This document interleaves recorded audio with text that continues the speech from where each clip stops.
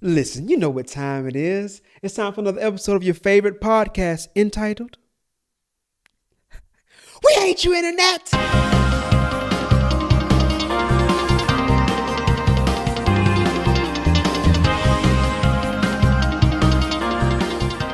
All right, gather around once again. It's time for another episode of We Hate You Internet. It's a podcast designed to bring awareness of the problematic effects of the internet on our lives as well as celebrate the beautiful simplicity of our humanity. I'm your host, Wilford Hamilton.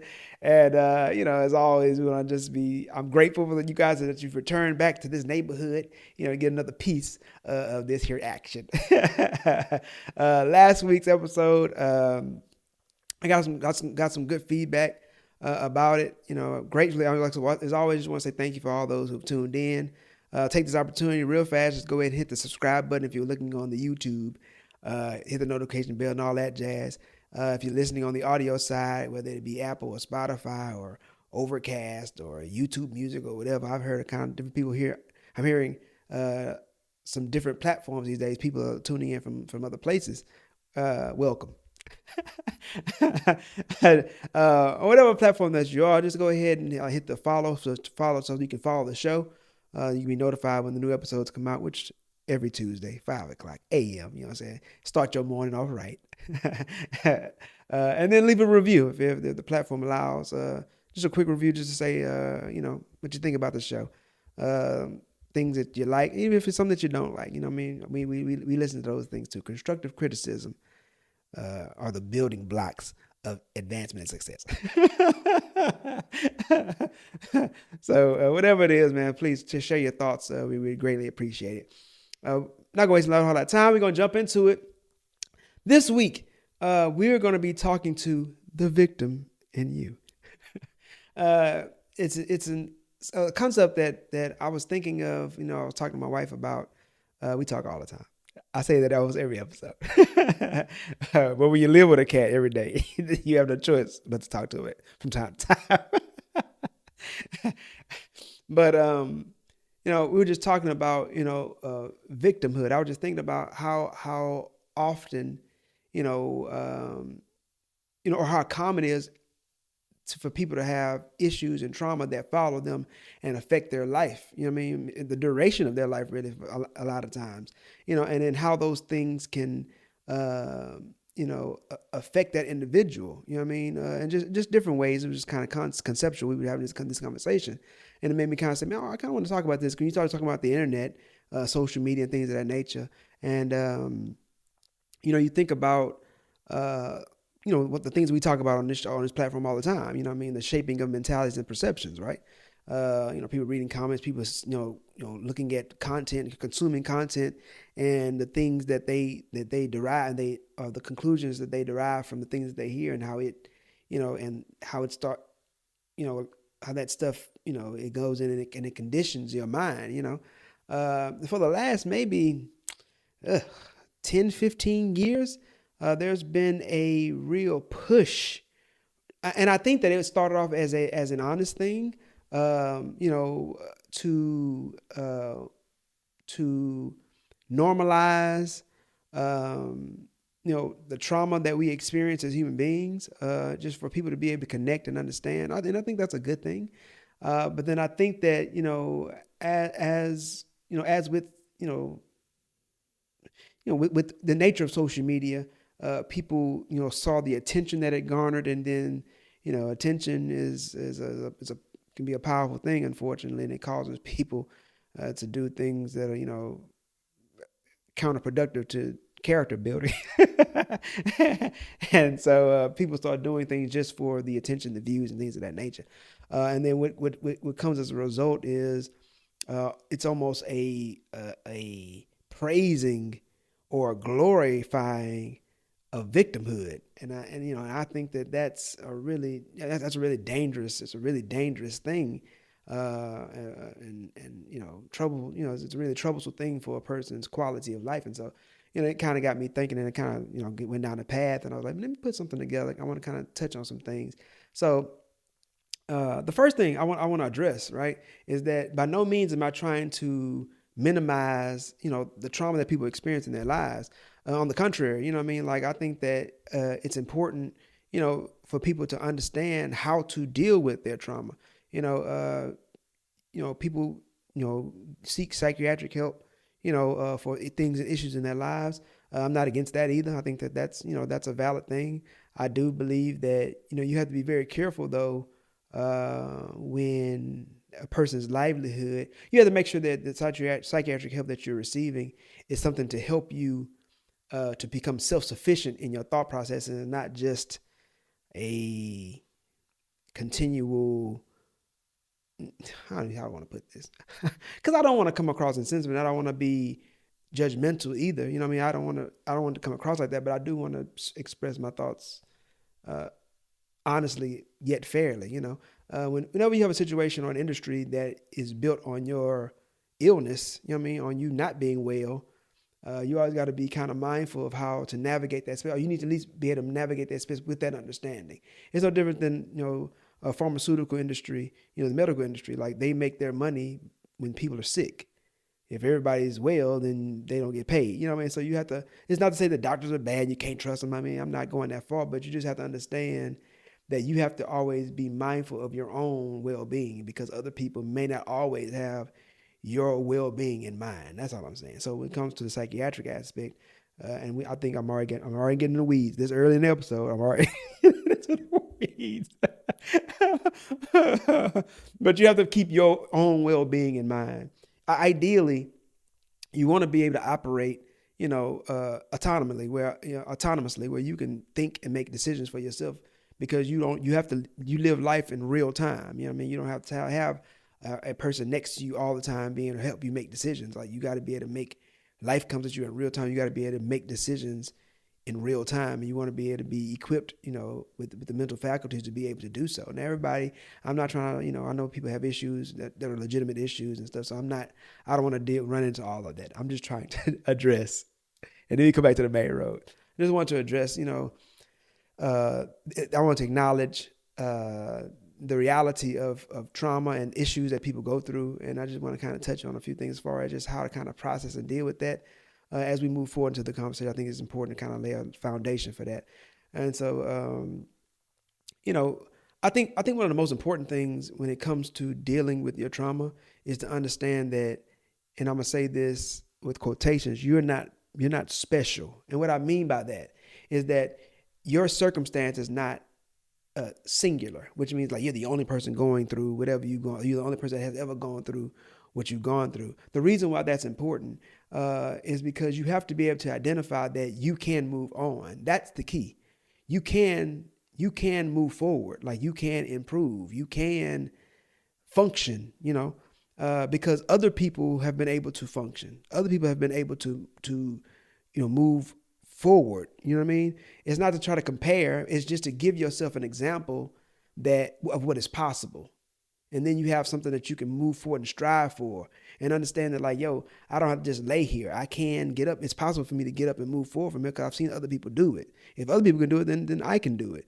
I think one of the most difficult things when it comes to trauma is that it isolates you. It makes you feel isolated. It makes you feel like nobody else understands what I'm going through, and it just puts you in like this. It isolates you. And like we talk about all the time, human beings aren't designed to be solitary creatures, and so, from a psychological perspective, a mental perspective, like you become separated and isolated from everyone else, and your trauma makes you feel alone in it, and then it becomes all consuming, and then it starts to manifest itself in different aspects and ways of your life. It becomes destructive. You know what I mean?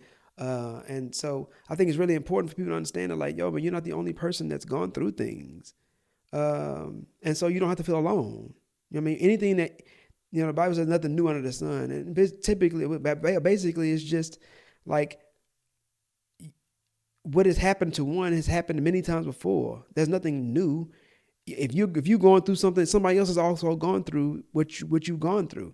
And so it's not to minimize the trouble that it's caused you, but it's to help you understand that you can move forward. Like, you're not alone in this. That the world doesn't end with this situation that's happened. Like, you can progress. It is possible for you to progress because other people have gone through things and they've been able to progress. That's the point that I'm making. And so, I think that is the first and most important steps to dealing with your trauma. Because everybody's a victim in some shape, form, or fashion. That's the point that I'm making. The first point I wanted to make with this whole discussion is that everybody is a victim in some shape, form, or fashion. So everybody can understand trauma, and can relate to trauma. And you can overcome trauma. Trauma it's all relative, and one situation an individual may go through, somebody may say, oh, that's so terrible. And it is. It's a terrible situation, whether it's, abuse of any kind, whether when you were young and things of that nature, like that stuff stick to you. And it's a difficult situation, or it could be something that other people deem as smaller, but, and as far as relativity is concerned, it may be, right? But it's still something that was traumatic for that individual. And so nonetheless, everybody still has experienced, they've been a victim in their life in some shape, form, or fashion. And so we're all connected in that fact, and you can move forward because other people have been able. That's what I'm saying. What is possible? That is the point that I make. And so with that being addressed, I want to kind of get into the meat and potatoes of the discussion because I was thinking to myself, man, it's really a problem, for people when they view life through a victim's lens. You know what I mean? Like, and I just kind of start musing on that, like, man, how that affects, how it affects an individual's life in so many different ways, just as far as how they receive information. Whenever you become emotionally triggered, whether it's justifiably so or not, it's irrelevant. It distorts reality. When you become emotionally charged, you're not thinking straight. That's when people start making some really bad decisions in their life, when they're just thinking and their emotions are in the driver's seat. We talked about these things before. And a lot of times with people that have been victimized, like whenever, it's like a bad sore. You know what I mean? Whenever it's irritated, like it's and you're screaming, it's like, like everything else just becomes secondary, to trying to nullify your pain. And all forms of trauma are the same way, emotional, mental, and things of that nature. And so, it can cause you to become irrational and unreasonable, in your life. People are trying to have a conversation with you, and then they touch a sensitive spot, in your life or in your psychology, and all of a sudden, like, you can't hear straight anymore. You can't hear them. Like, you can't think straight anymore. Like, and then you totally go into defense mode. And sometimes, being defensive is not good, especially when there's no threat. It's no different than like when lifeguards, if you ever saw the movie The Guardian, great movie, Kevin Costner, Ashton Kutcher. Great movie, man. If you've seen it, it's about, they were in the U.S. Coast Guard. Yeah. And, they were, they were in diving school, go out and try to rescue people that were, in trouble at sea and things of that nature. And, one of the things that they taught them, in the school was that, like, when you go out to save people, like, you have to make sure that they don't put you at risk, because they're in a panic state. And so when you jump into the wall and you're trying to save them, like, in their panic state, they may grab you and drown you. You know what I mean?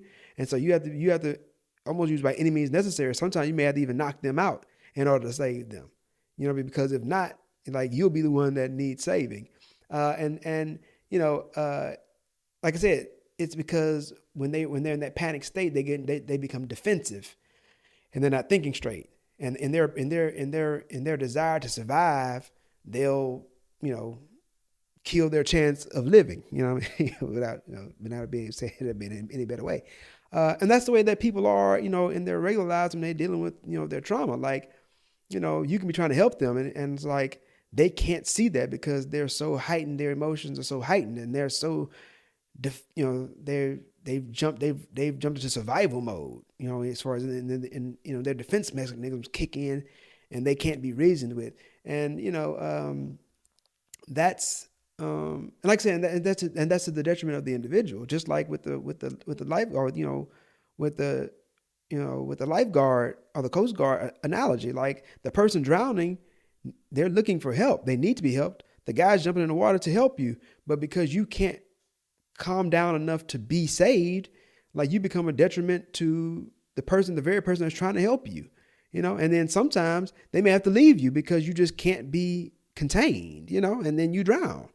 That's also a reality, and that happens in real life too, man. Like you become so destructive to everything around you because you're so defensive, that people, you destroy all the good things in your life. Like these are the things that happen to people. And it's because of that lens of victimhood that, that they see through. And this stuff is not easy. This is not easy stuff that I'm talking about, but once again, this is about awareness.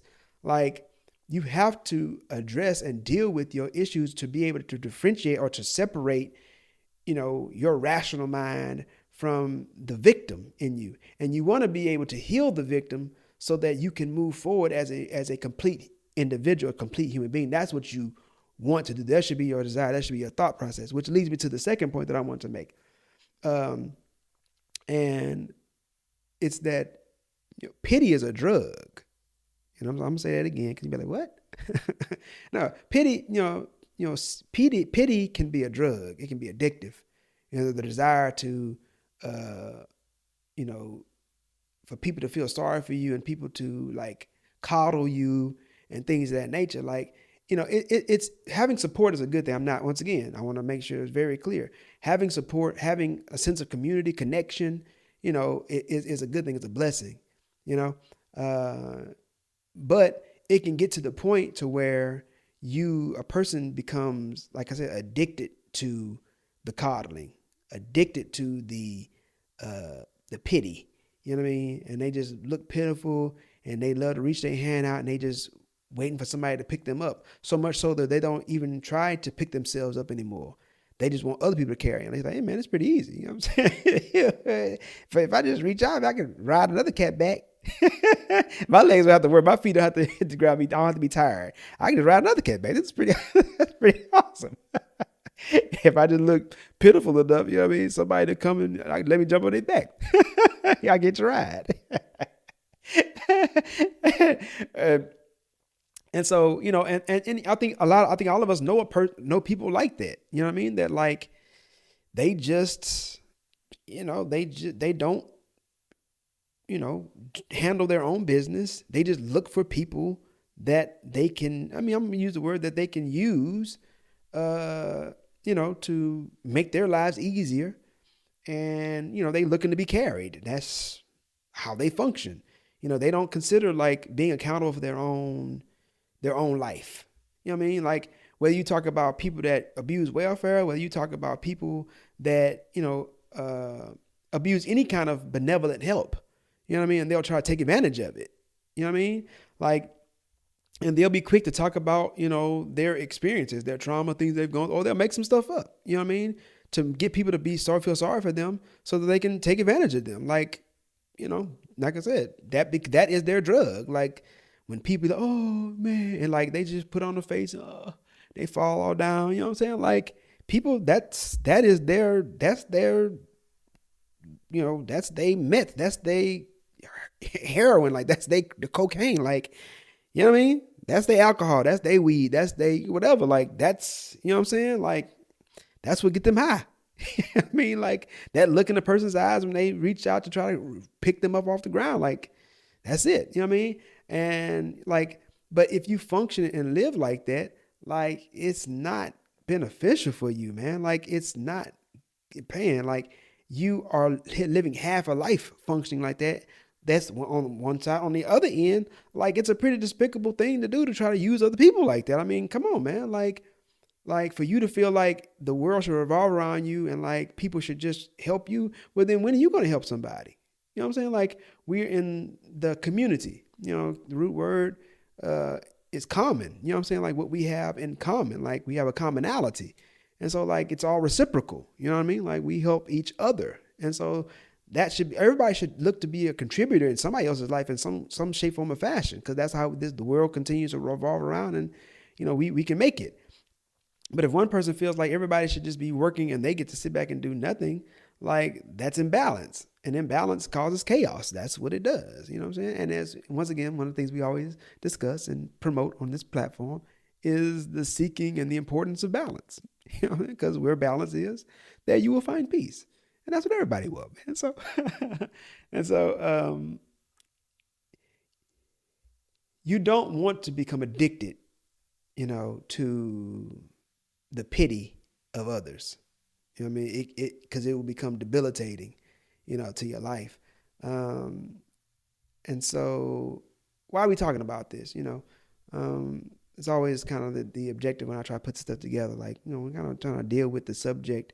We want to deal with like what we're talking about as far as the subject is concerned, specifically, what are the points we want to make? And then finally, we want to get to why is this important to you, the listener. The reason why is because it's like, man, you want to be the best version of yourself. I think that should be the pursuit for everybody. That doesn't mean necessarily you have to be a millionaire, or you gotta, have a business and own this and do all these blah blah blah blah blah. Like, no, it's just being able to master self. Like, be the best version of yourself.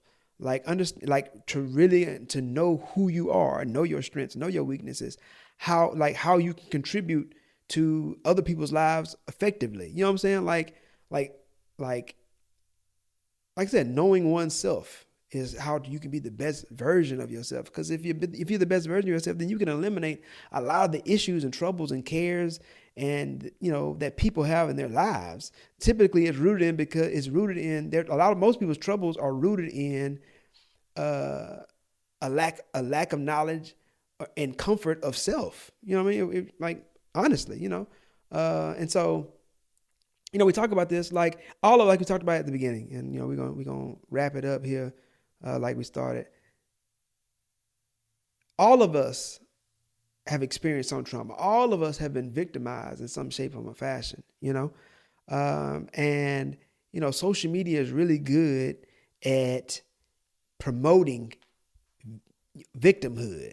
You know what I mean? Like you're rewarded for being a victim. And our society has taken on that thought process. Like I said, last 10, 15 years, you see it all over the place. There's a large sense of entitlement. You know what I mean? As far as in our society, fighting for rights, that's cool. Ain't no problem with that. But you got to understand everything's not going to go your way. Like everything. And then people talk about all the things that they've been through, but like everybody been through stuff. And so like you can't build your life based off of what you've gone through. Like your life can't be just, well, man, I experienced this. Okay, well, I mean, I get that. I'm sorry for that. Like, that's unfortunate. But you can't live off of that forever. It's like a person, hitting a home run in Little League. He hit the Little League championship, and like he lived the rest of his life in the glory of his winning at bat, like in Little League, a T-ball.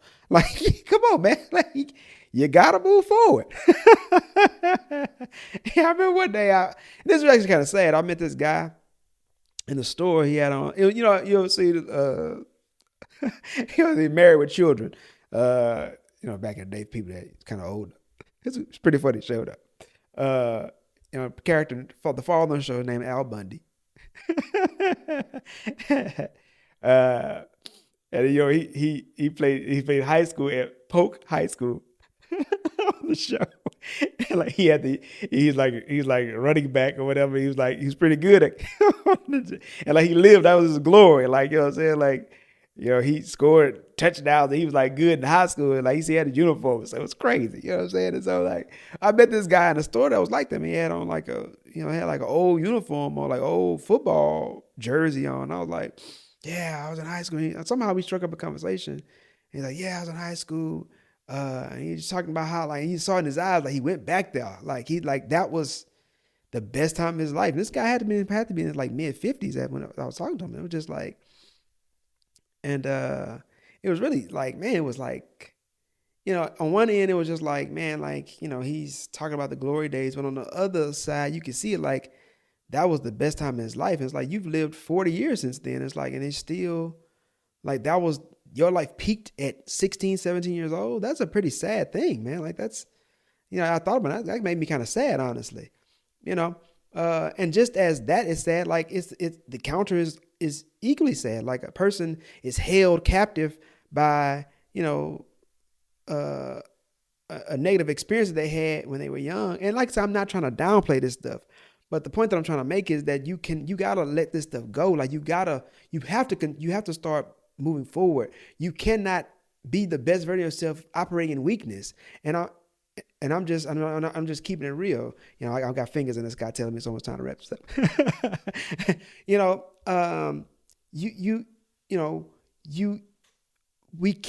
You can't celebrate and glorify weakness and expect to be the best version of yourself. It just does not work, man. It robs you of your potential. And that is the issue with continuing to listen to the victim in your head and in your heart. That is the problem with our society on social media, continue to like pump up and validate and reinforce like victimhood and weakness, man. Like it robs you, the individual, you know what I mean? Like it robs you of your chance to be the best version of yourself. Like strength, endurance, like grit, like those things should be celebrated because it's through those things that you can break through the obstacles that hold you back from your individual greatness, man. That's just the facts. But if you celebrate and glorify weakness, then weakness it's a constraint. It's a prison, and it holds you down. It holds you back. That's the reason why it should not be glorified. It can be acknowledged, sure. It should be supported. Yes, I agree. But at the end of the day, like it cannot be glorified, man. Like you cannot continue to operate and work from a victim's mentality, from a victim's perspective, because the loser at the end of the day is you. Point blank, period, man. I'm trying to keep it real with you. That's what we do when we hate your internet. Like we're trying to keep it real with you, and you have to be very careful as we once again as we wrap up. Very careful about the content that you're consuming. These ideas that like you relate to these people, but it starts to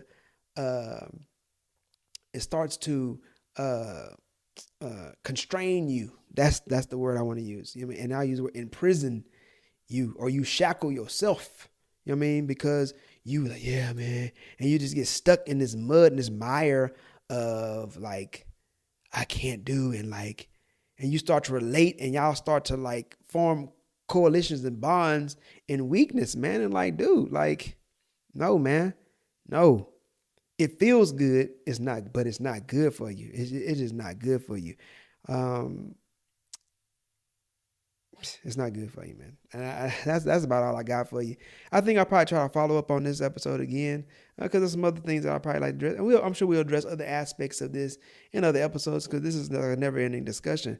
But I really hope that, first of all, I really hope that this information was received in the right heart because it's given in a really sincere fashion. I'm not trying to like downplay. I've said this multiple times in this episode because it's that important to me. I'm not trying to downplay people's trauma or their trouble, but I do want to help people to like understand the reality of your trouble, the reality of your trauma, the reality of the society they were living, and how all these components affect you in your real life. Because as always, one thing Wilfred wants, man, and I'm just being honest, man. Like I want you to have peace, man. I want you to have a good life on the earth. Like I want you to be able to be the best version of yourself. That's what I want. I mean, that's what I want for myself. All the stuff that I talk about, these are things that I think about in my own head. I hold myself accountable to these things. You know what I mean? Because like I want to be happy. I know we talked about in a couple episodes back about, seeking eternal happiness. And I don't mean it like that. But I want to maximize my good days. That's what I want. That's what I desire to do. My pursuit is always maximize and enjoy my good days and endure the bad ones. That's my mantra in life. And I try to share that with as many people as I can because ultimately, man, like you only get so many days on the earth and then it's over. You want to try to have as many good days as possible, man. Like enjoy the time that you've been blessed to have. And that what we would do, you know what I mean? If God allows and, if we do the things we need to do in order to maximize those good days. And so Just want to thank you for tuning in. Once again, ask you to subscribe, hit the notification bell, follow, leave a comment, leave a review, and all the jazz that we talk about every episode.